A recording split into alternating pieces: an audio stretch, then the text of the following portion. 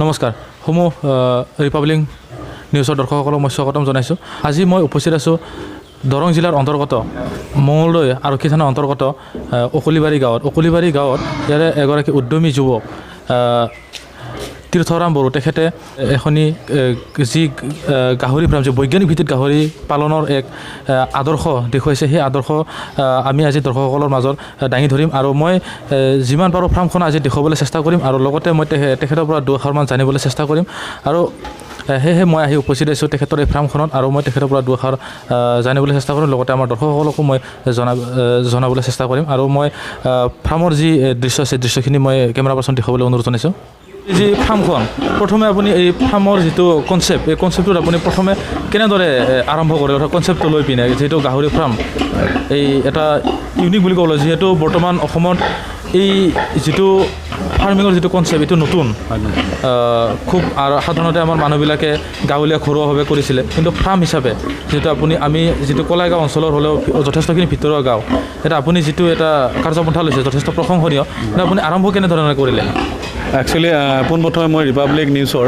আপোনালোকক আমি ধন্যবাদ জনাইছোঁ আপোনালোকে মোৰ ফাৰ্মলৈকে অহাৰ কাৰণে। মোৰ ফাৰ্মখনৰ নাম হৈছে থুলুংগা পিগাৰী ফাৰ্ম। মই আৰম্ভ আচলতে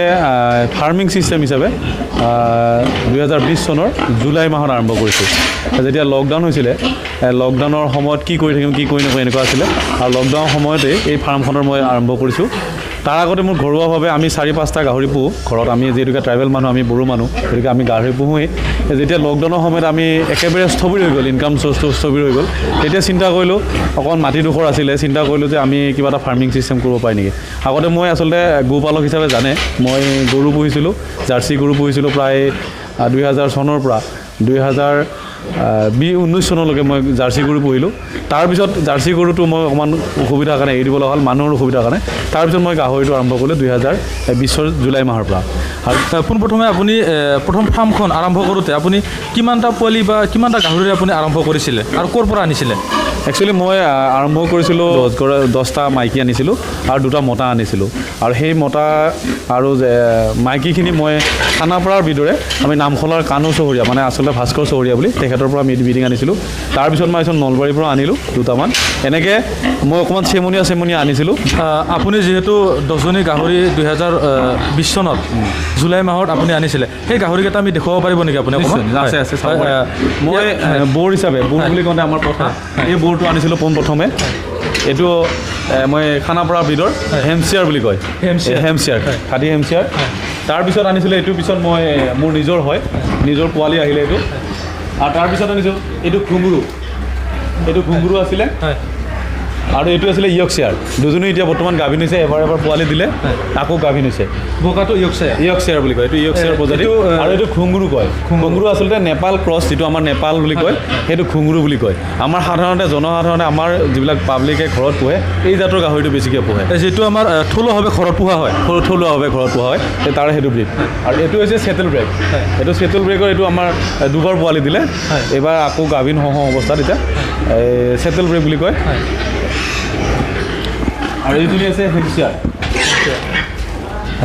এইটো খাটি হেমচিয়াৰ, আমি খানাপাৰাৰ ভিতৰত।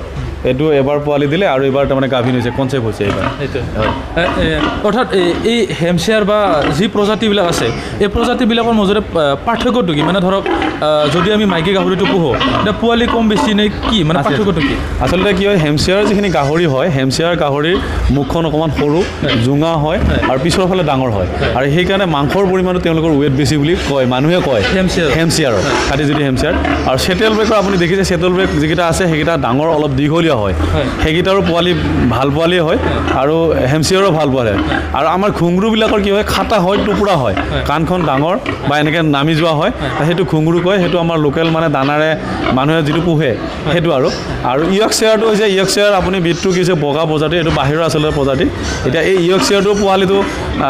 প্ৰথমবাৰত 8টা 9টা 10টা দিয়া ভাল ব্ৰিডিং হয়, গতিকে এইটো হৈছে ইয়কশ্বেয়াৰ। এই 4টা প্ৰজাতিৰ মোৰ তাত আছে। ইয়াৰ মাজতে আপুনি যিকেইটা ব্ৰিড ক'লে, ইয়কশ্বেয়াৰ বা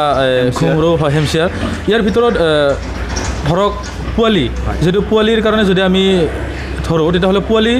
কোনটোৱে বেছিকৈ দিয়ে, অৰ্থাৎ পোৱালিৰ সংখ্যাটো কাৰ বেছি হয়? মই মোৰ ফাৰ্মৰ হিচাপে মই বেলেগৰ কথা ক'ব নাযাওঁ মোৰ ফাৰ্মত কিন্তু মই হেমচিয়াৰ আৰু ইয়ৰ্কশ্বায়াৰৰ পোৱালি বেছিকৈ পাওঁ কিমানটামানকৈ দিয়ে মোৰ এতিয়া বৰ্তমান এজনীয়ে 12জনী দিছিলে 12টা পোৱালি দিছিলে আৰু এজনীয়ে 13টা দিছিলে হয় মানে ইয়ৰ্কশ্বায়াৰৰ পোৱালিৰ সংখ্যাটো বেছি পোৱালিৰ সংখ্যাটো বেছি কাৰণ ইয়াতে যিখিনি গাহৰি আছে এই গাহৰিটো আমি দেখিলোঁ এই গাহৰিটো আমি পোনপ্ৰথমে ধৰক এইটো ইয়ৰ্কশ্বায়াৰ হয় নে কি হয় আমি কেনেকৈ ধৰক এই গাহৰিটো মুখখন অকণমান জোঙা আছে এইটো নিশ্চয় ইয়ৰ্কশ্বায়াৰ হ'ব নহয় এইটো হেমচিয়াৰ আচলতে আপুনি হেমচিয়াৰত দেখিব প্ৰায়খিনি মেক্সিমামৰে এটা ক'লাত বগা থাকে মানে আমাৰ বেল টাইপৰ হয় কিন্তু কিছুমানৰ তলত থাকে যেতিয়া ক্ৰছ হয় অকণমান এই হেমচিয়াৰবিলাকৰ এনেকৈ বগা এটা আৰু ক'লা থাকে এইটো থাকিব এইটো কম্পালচৰি আৰু 2 নম্বৰ কথা হ'ল ইহঁতৰ মুখখন অলপমান জোঙা বেছি মুখখন জোঙা কাণকেইখন থিয় হয় আৰু পিছফালটো অলপমান ডাঙৰ হয়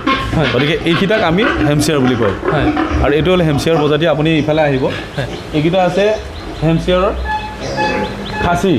মানে আমাৰ ফেটেনিঙৰ কাৰণে এইটো খাচী হয় ইহঁতৰ বয়স হৈছে 8 মাহ 8 মাহ গতিকে 8 মাহত ইহঁতৰ মই আগষ্টত আনিছিলোঁ মোৰ তাত 8 মাহ হৈছে আৰু প্ৰথমতে মই 1.5মহীয়া বা 2মহীয়া এনেধৰণৰ পোৱালি আনিছিলোঁ 1.5 মাহ বুলি ধৰি লৈছিলোঁ বা হায়েষ্ট 2 মাহ 8ৰ লগত 2 মাহ হ'লে 10 মাহ এইটো 10 মাহৰ এয়া খাচী গতিকে আমি যদি চাওঁ 8 মাহৰ পিছত এটা পোৱালি অনাৰ পিছত 8 মাহ যদি আমি ভালদৰে পোহপাল দিওঁ তেতিয়া এইটো 30,000 ওপৰত পাম এটা 30,000 ওপৰত পাম গতিকে এই হিচাপত আমি 5টা গাহৰি কৰে 1.5 লাখ টকাৰ ওপৰত আমি পাই আছোঁ আজিৰ বজাৰত এটা ভাল দাম এটা পাবলৈ আমি সক্ষম হৈছোঁ আপুনি যিহেতু গাহৰি এটা বেল অৰ্থাৎ কালাৰৰ কথা কৈছিল সেই কালাৰটো ইয়াতে সহজে দেখিবলৈ এইটো সহজতে এইটোৱেই হৈছে আচলতে হেমচিয়াৰৰ মানে এটা চিন কাণকেইখন থিয়া বগা ক'লাত বগা থাকে আৰু ফ্ৰণ্ট ছাইডটো মুখখন অকণমান জোঙা হয় আমাৰ সাধাৰণতে আমাৰ ঘৰুৱা মানুহবিলাকে আমাৰ এই অঞ্চলৰ বিশেষকৈ মই ওদালগুৰি কলাইগাঁও অঞ্চলৰ কথা কৈছোঁ যে আমাৰ হেমচিয়াৰ পোৱালি মুখ জোঙা পোৱালি বুলি ক'লে অকণমান আমনি পায় মানে ল'বলৈ ইচ্ছা নকৰে কিন্তু বাঢ়াৰ ক্ষেত্ৰত যিটো মানে আমি চাইছোঁ তো হেমচিয়াৰ বেষ্ট হেমচিয়াৰ পোৱালিবিলাক মাংসৰ যিটো ফেটেনিঙৰ কাৰণে হেমচিয়াৰ পোৱালি বেছি ভাল হয়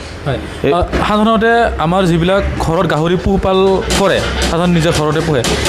ঠিক তেনেদৰে নকৰাকৈ যদি এনেকুৱা গাহৰি যদি আমি কমকৈ লওঁ ধৰক 2টা ল'লোঁ বা 3টা ল'লোঁ এনেকুৱা আমি নিশ্চয় কৰিব পাৰোঁ নহয় জানো পাৰে এতিয়া কথাটো হ'ল আমাৰ বিশেষকৈ আমাৰ ঘৰুৱা যিখিনি আমাৰ ট্ৰাইবেল মানুহ আছে আমাৰ কলাইগাঁও ওদালগুৰি বা আমাৰ অসমৰ যিখিনি ট্ৰাইবেল থলুৱা মানুহ আছে তেওঁলোকে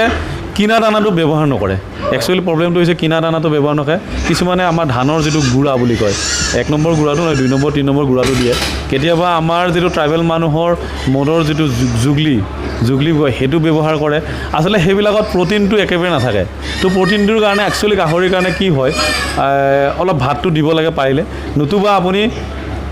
মাকৈ গুড়ি বিশেষকৈ আজি আমি দেখিবলৈ পাইছোঁ দৰঙত মাকৈ পূৰা চাহিদা আছে মাকৈ পায় মাকৈ যদি কিনি মাকৈ গুড়ি যদি অলপ দিয়া যায় তেতিয়াহ'লে গাহৰিটো বাঢ়াত বেছি হয়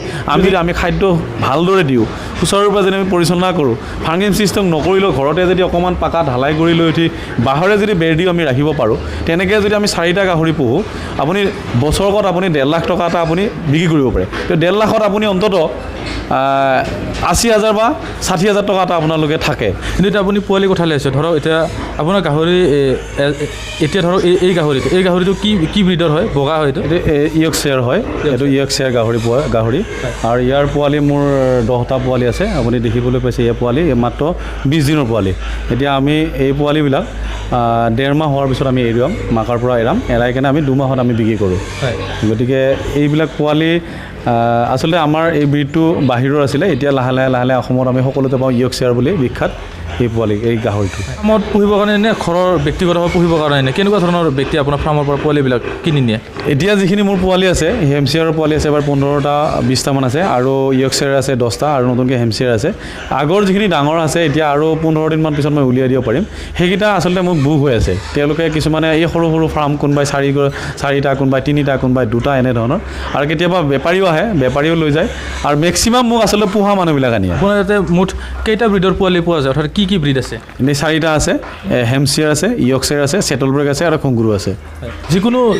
জীৱ বুলি ক'লে বেমাৰৰ কথাটো আহি পৰে ই মানুহে হওক অন্যান্য জীৱ জন্তু এতিয়া গাহৰিৰ ক্ষেত্ৰতো যথেষ্ট আমি বেমাৰ দেখিবলৈ পাওঁ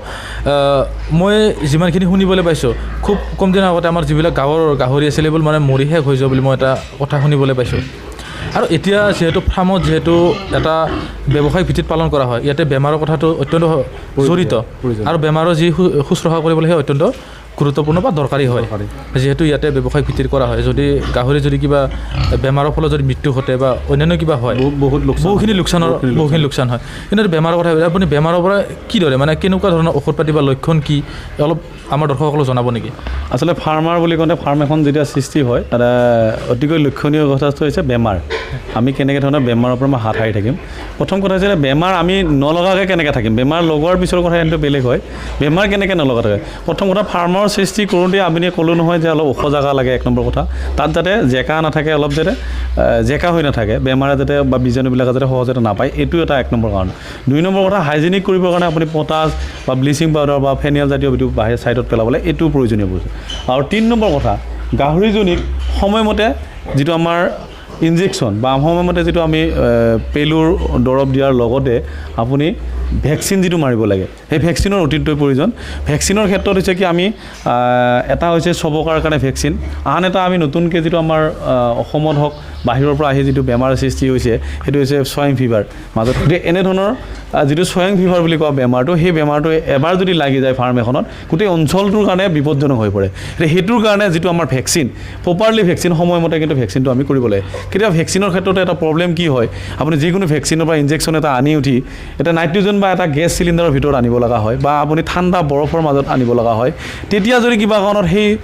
ইনজেকশ্যনটো বা ভেকচিনটো যদি নাইকিয়া হৈ যায় ভেকচিনটোৰ কাম নিদিয়া হৈ যায় তেতিয়া কিন্তু আপোনাৰ বেমাৰটো আহিব পাৰে গতিকে ভেকচিন দিওঁতো একেবাৰে সাৱধানতা অৱলম্বন কৰি ভেকচিনবিলাক দিব লাগে আৰু পাৰিলে ডিপাৰ্টমেণ্টৰ যিখিনি মানুহ আছে ভেটেনাৰী ডিপাৰ্টমেণ্টৰ মানুহৰ লগত ভালদৰে কনচাল্ট কৰি কিনে সেই ভেকচিনখিনি কৰাব লাগে কিন্তু ৰুম বনাওঁতে বৈজ্ঞানিক কেনেকুৱা ধৰণৰ নিয়ম নীতিবিলাক পালন কৰিবলগীয়া হয় সচৰাচৰ এজনী গাহৰিৰ কাৰণে 7x12 বা 8x10 এনেধৰণৰ ফুট 7x12 নহ'লে 8x10 এনেধৰণৰ বৰ্গফুটৰ হ'ব লাগে আৰু এই এনেধৰণৰ বৰ্গফুটত এজনী গাহৰি চাফিচিয়েণ্ট কাৰণ গাভিনী গাহৰিৰ কাৰণে এটা ৰুম লাগে এইজনী গাহৰিয়ে আমাৰ পৰহি দিনাখন পোৱালি দিছে এইটো 2 দিনৰ 3 দিনৰ পোৱালি 2 নম্বৰ কথাটো হৈছে কি আমি ইটা দেখিছে আপুনি দেখিছে ইটাবিলাক আমি এটা মাজে ইটা দি আছোঁ কাষে ইটা দিছোঁ এই গাহৰিবিলাকে কেতিয়াবা কি হয় গাহৰি পোৱালি জগাৰ পিছত গাহৰিজনী অকণমান দুৰ্বল হয় যেতিয়াই তেতিয়াই যিফালে সিফালে শুই দিয়াৰ লগত তলত যদি পোৱালিকেইটা পৰি যায় তেতিয়াহ'লে পোৱালিবিলাক মৰে এনেধৰণৰ বহুতৰে হয় যে পোৱালি ঠিকে দিয়ে 8টা 10টা পোৱালি দিয়ে কিন্তু শেষত গৈ এসপ্তাহটা বা 10 দিনৰ পিছত মাত্ৰ 4টা বা 5টা পোৱালিয়ে থাকে সেইকাৰণে কাষে আমি এইটো ধৰণে পালনৰ জৰিয়তে যিহেতু আপুনি আজি কমেও আপোনাৰ আজি 1.5 বছৰ 1 বছৰ এনেকুৱা দিনত আপুনি ভৰি দিছে কিন্তু মূল কথা হ'ল আপুনি এই কামটো কৰি পিনে যিহেতু যুৱ প্ৰজন্মই সদায় চাকৰি বা পঢ়িলে চাকৰিয়ে কৰিব লাগে এনেকুৱা এটা কনচেপ্ট আছে বা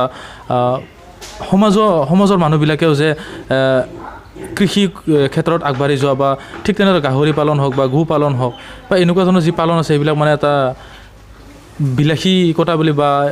এটা সন্মানজনক হেৰি নহয় বুলি পেলাই ভাবে কিন্তু আপুনি যিহেতু এইটো কৰিছে আপুনি কেনেকুৱা লাগিছে আপুনি নিজকে আপুনি সুখী নে